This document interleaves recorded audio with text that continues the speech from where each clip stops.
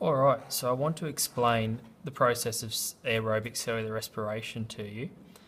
Aerobic cellular respiration is a process that takes place in organisms to produce ATP, which is the energy currency of the cell. The equation for cellular respiration is C6H12O6, which is 1 molecule of glucose, plus 6 oxygen is converted to 6 CO2 plus 6 H2O, and 36 to 38 ATP are produced. Cellular respiration can be a pretty complex process, but we're going to try and keep it quite simple. It's a 3-stage process. Stage number 1 is called glycolysis, and as you can see, it takes place in the cytosol of the cell, so it actually doesn't take place in the mitochondria. Stage 2 is a stage we call the Krebs cycle, and the Krebs cycle does take place in the mitochondria, and specifically it takes place in the mitochondrial matrix. Stage 3 is a stage called the electron transport chain,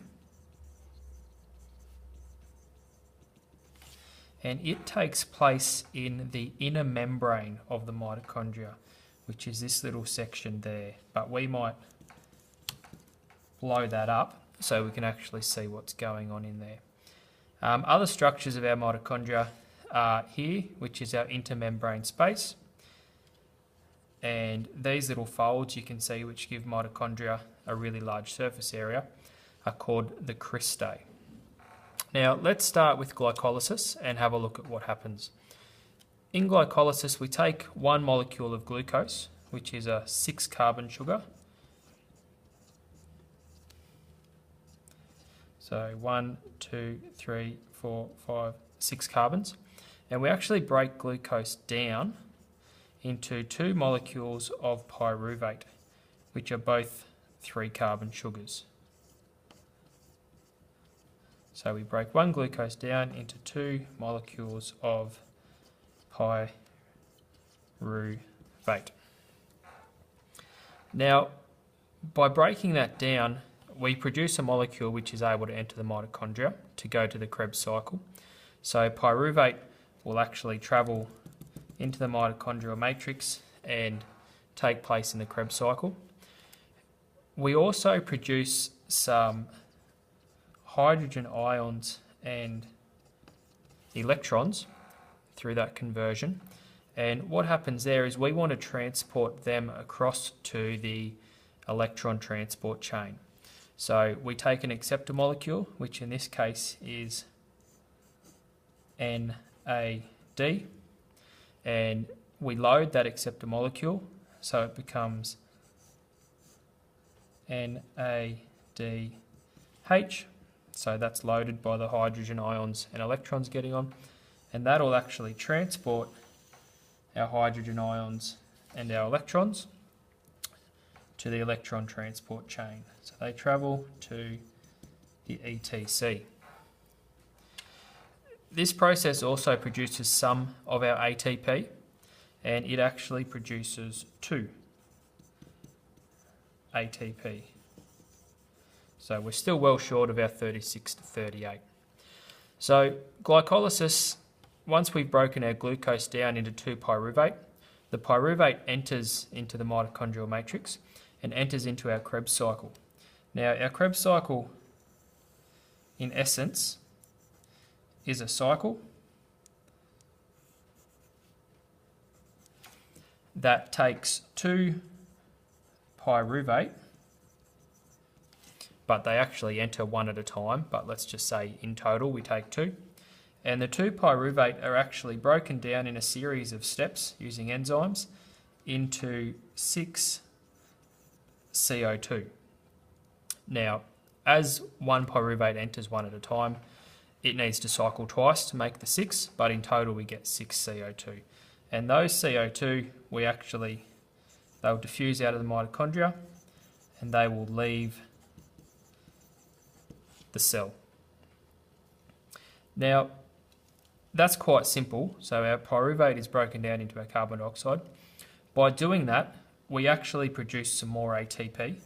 So this time we produce another 2 ATP. So we've got 4 ATP of what will be a total of 36 to 38. So obviously stage 3 is where we make most of it. Besides producing ATP, we also release some more hydrogen ions and electrons. And once again, we take an acceptor molecule, NAD, and we load that acceptor molecule, NADH, and it will transport the hydrogen ions and electrons to the electron transport chain in stage 3. The Krebs cycle actually uses 2 different types of acceptor molecules. So we also take another one, which is called FAD, and it also gets loaded with hydrogen ions and electrons. This time it becomes FADH2, and it does the same thing. It'll transport them over to stage 3, the electron transport chain. So we've done glycolysis to produce our pyruvate. We've looked at how the Krebs cycle breaks pyruvate down into carbon dioxide, and the whole purpose of stage 1 and 2 really is to release the hydrogen ions and electrons, because that's going to be used at stage 3, the electron transport chain, to make the bulk amount of our ATP. So let's imagine at our electron transport chain, we've got our double membrane, which was our inner mitochondrial membrane. So we'll just draw just a couple of little phospholipids so we appreciate the structure. And at the very bottom of our electron transport chain sits a molecule of oxygen. So if we go back to our chemical equation for respiration, we've used the glucose. Now we're about to use the oxygen. We've produced the carbon dioxide. We have not produced the water yet, so we'll do that in stage 3 also. And we've produced some of our ATP, but we're about to produce the rest. So what happens at the electron transport chain, if we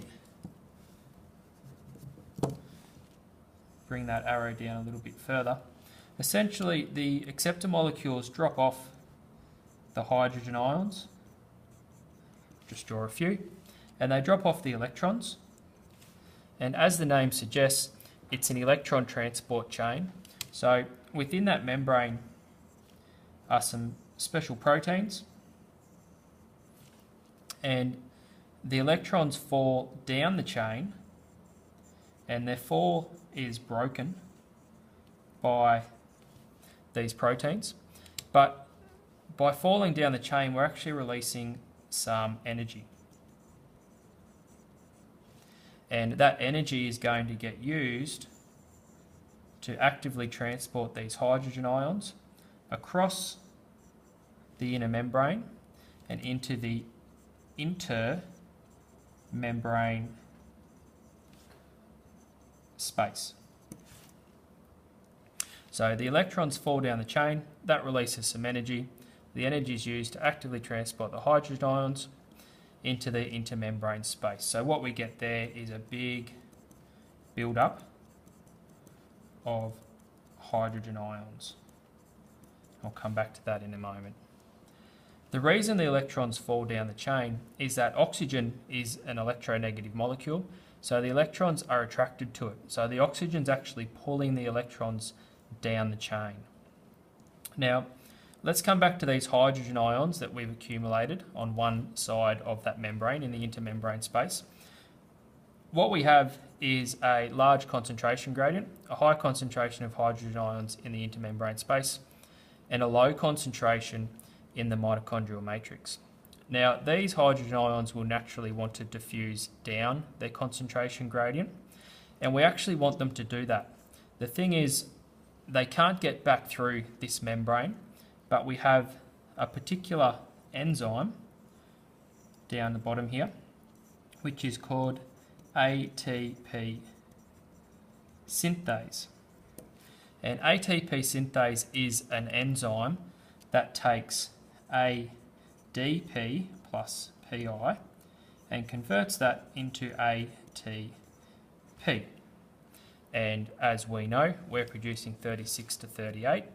We've already produced 4 of our ATP, so down here we're going to produce, let's say, 32 to 34. Now, the enzyme converts the ADP plus inorganic phosphate to ATP, but we need to make the enzyme work. And to make the enzyme work, we actually need hydrogen ions to diffuse through the ATP synthase back into the mitochondrial matrix. And that is their only passageway back into the mitochondrial matrix. So the hydrogen ions will diffuse through ATP synthase because they want to go from an area of high concentration to low concentration. And by doing that, we activate the enzyme and that produces our 32 ATP. Now, the final thing we haven't done is talked about how we produce our water. Now, we want to keep that concentration gradient higher in the intermembrane space than the mitochondrial matrix.